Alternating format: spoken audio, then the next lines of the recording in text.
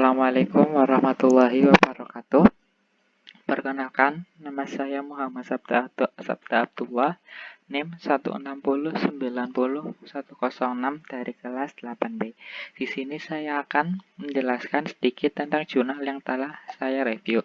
Jurnal itu sendiri berjudul Ethical Issues in Service Robotics and Artificial Intelligence, atau artinya masalah teknikal dalam pelayanan robotika dan kecerdasan buatan. Jurnal ini sendiri diterbitkan oleh Russell Pelk pada tanggal 6 Maret 2020.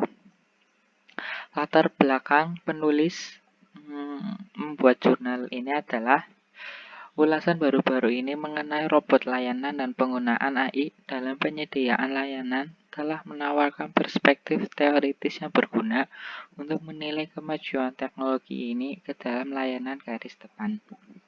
Dan ketika kita semakin mengandalkan teknologi robot dan intelijensi buatan, ada semakin banyak masalah etika yang harus dipertimbangkan oleh penyedia layanan tersebut dan konsumen sendiri yang menggunakan layanannya. Latar belakang selanjutnya adalah masalah-masalah ini memiliki konsekuensi serius dan sangat penting untuk peneliti dan mengatasinya sekarang. Dalam penelitian ini, mengisi celah dalam pekerjaan terbaru tentang AI dan robotika dalam layanan. Ini memperluas pandangan konteks layanan yang melibatkan robotika dan artificial intelligence dengan implikasi penting untuk kebijakan publik dan aplikasi teknologi layanan. Selanjutnya, basis teori. Di basis teori ini, penulis mencoba menyebarkan poin-poin penting yang ada dalam zona tersebut. Yang pertama adalah etika.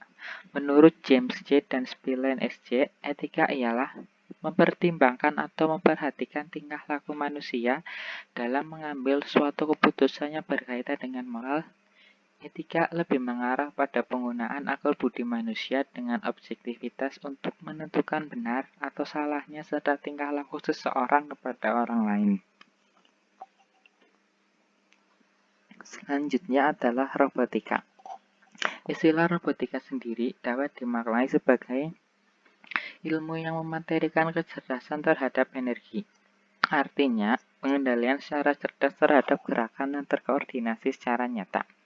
Kemudian ada artificial intelligence atau kecerdasan buatan. Menurut McLeod dan Scale pada tahun 2007, mereka berdua menyatakan bahwa kecerdasan buatan adalah aktivitas penyediaan mesin seperti komputer dengan kemampuan untuk menampilkan perilaku yang dianggap sama cerdasnya dengan jika kemampuan tersebut ditampilkan atau dikerjakan oleh manusia. Kemudian metode penelitian. Dalam jurnal tersebut, si penulis Russell Pelk menggunakan metode penelitian berupa yang pertama, pertanyaan penelitian.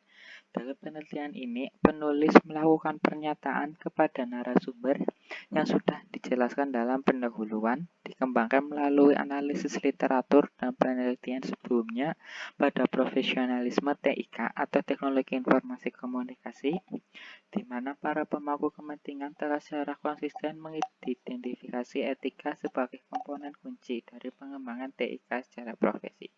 Selanjutnya adalah peserta penelitian. Kontributor hanya ahli untuk TIK profesional yang diundang. Peserta juga dari organisasi profesional atau pemerintah dan perwakilan stakeholder atau pemegang perusahaan atau lembaga tertentu.